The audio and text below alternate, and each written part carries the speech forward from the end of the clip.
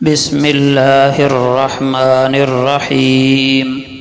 محترم سامعین، آج کے درس کا پہلا سبق ہے حدیث کا پیغام۔ امام بہقی نے شعب الایمان میں یہ روایت نقل کی ہے کہ رسول اللہ صلی اللہ علیہ وسلم نے حضرت ابو ذر غفاری رضی اللہ عنہ کو نصیحت فرمائی، اے ابو ذر، قرآن پاک کی تلاوت کا اور اللہ کے ذکر کا اہتمام کیا کرو، اس عمل سے آسمانوں میں تمہارا ذکر ہوگا اور زمین میں تمہارے لیے نور ہوگا۔ آسمانوں میں ذکر ہونے کا مطلب یہ ہے کہ فرشتوں میں بھی اس بات کا چرچا ہوگا کہ فلاں بندہ اللہ کا کلام پڑھاتا ہے اور فلاں بندہ اللہ کو یاد رکھتا ہے، اللہ کا ذکر کرتا ہے۔ فرشتے بھی نام لے کر اس بندے کا آسمانوں میں تذکرہ کریں گے۔ اور زمین میں نور ہوگا۔ نور کا مطلب یہ ہے کہ تلاوت اور ذکر کی برکت سے اللہ پاک بندے کے دل کا زنگ دور کرتے ہیں۔ گناہوں کی وجہ سے دل پر جو کالک اور میل کچیل اور زنگ آ جاتا ہے، تلاوت اور ذکر کی برکت سے وہ زنگ، وہ میل کچیل دور ہوتا ہے اور یوں دل روشن اور منور ہوتا جاتا ہے۔ آج کا دوسرا سبق ہے ایک اہم عمل کی فضیلت۔ رسول اللہ صلی اللہ علیہ وسلم نے ارشاد فرمایا، اللہ سخی ہے، اللہ سخی ہے اور سخاوت کو پسند کرتا ہے، اچھے اخلاق کو پسند کرتا ہے اور برے اخلاق کو ناپسند کرتا ہے۔ یہ روایت کنز العمال میں موجود ہے۔ تو چونکہ محترم دوستو اللہ پاک خود سخی ہیں، تو جو بندہ سخاوت کرتا ہے وہ گویا اللہ جل شانہ کی اس صفت کی اقتداء کرتا ہے، تو اللہ بھی اس سے محبت کرتے ہیں۔ بلکہ ایک روایت کا مفہوم ہے کہ جو بندہ سخی نہ ہو، کنجوس ہو، بخیل ہو، وہ عبادت گزار بھی ہو تو اللہ کا محبوب نہیں ہوتا۔ یعنی کنجوس عبادت گزار بھی اللہ کے نزدیک ناپسند ہے۔ تو کنجوسی کا مطلب ہوتا ہے بندے کو اللہ کے خزانوں پر اعتماد ہی نہیں ہے کہ اگر میں نے خرچ کر دیا تو غریب ہو جاؤں گا، اپنی ضرورتیں کہاں سے پوری ہوں گی۔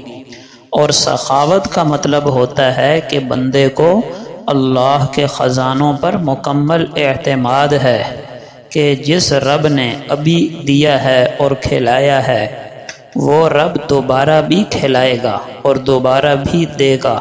اس لیے سخاوت اللہ کو محبوب ہے کہ سخی کو اللہ کے خزانوں پر اعتماد ہوتا ہے۔ آج کا تیسرا سبق ہے ایک گناہ کا بیان۔ رسول اللہ صلی اللہ علیہ وسلم کا پاک ارشاد ہے، من غشنا فلیس منا والمکر والخداع فی النار۔ جس نے ہمیں دھوکہ دیا وہ ہم میں سے نہیں، اور فریب اور دھوکہ یہ آگ میں ہیں، یعنی آگ میں لے جانے والے ہیں۔ یہ روایت ابن حبان میں موجود ہے۔ آج ذرا ہم اپنے گریبان میں جھانکیں تو اللہ بچائے شاید ہی کوئی مالدار، غریب، چھوٹا، بڑا، نمازی، بے نمازی ایسا ہو جو اس کبیرہ گناہ سے بچا ہوا ہو۔ کون سا؟ دھوکہ دینا۔ آپ ایک فقیر کو، ایک مزدور کو دیکھ لیں، ریڑھی لگانے والے کو۔ وہ ریڑھی لگاتا ہے، سبزی یا فروٹ بیچتا ہے، سامنے اچھے اچھے پھل رکھتا ہے اور پیچھے خراب پھل چھپا کر رکھتا ہے۔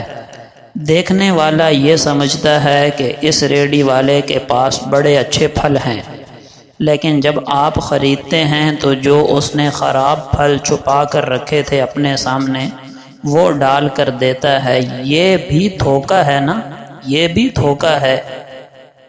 ایک مزدور ہے، مالک سامنے ہے تو صحیح کام کرتا ہے، اور مالک سائیڈ پہ چلا گیا تو پیچھے سے آرام کر رہا ہے، گپیں لگا رہا ہے، وقت ضائع کر رہا ہے، یہ بھی خیانت اور دھوکہ دے رہا ہے۔ تو اللہ بچائے، یہ ایسا کبیرہ گناہ ہے جو ہمارے معاشرے میں نچلی سطح سے لے کر اوپر کی سطح تک ایسا عام ہو چکا کہ اب لوگوں نے اس کو گناہ سمجھنا ہی چھوڑ دیا، لیکن یہ کبیرہ گناہ ہے، اور ایسا کبیرہ جس کی معافی بھی مشکل ہے۔ کیوں کہ اس کا تعلق حقوق العباد کے ساتھ ہے۔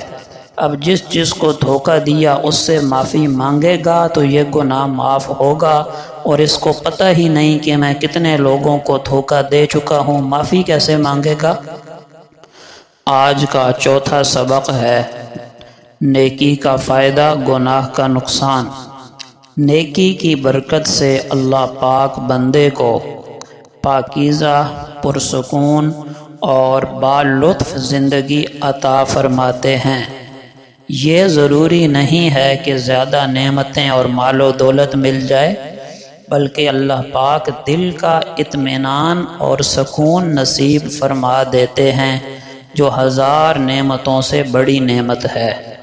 گناہوں کی نحوست سے زندگی میں اگرچہ ظاہری نعمتیں اور مال و دولت خوب ہو، تب بھی دل کا اطمینان اور سکون نہیں ملتا، بلکہ سب کچھ ہوتے ہوئے بھی زندگی میں ایک تنگی اور ایک گھٹن اور عجیب سی بے اطمینانی ہوتی ہے۔ یہ گناہوں کی نحوست ہوتی ہے۔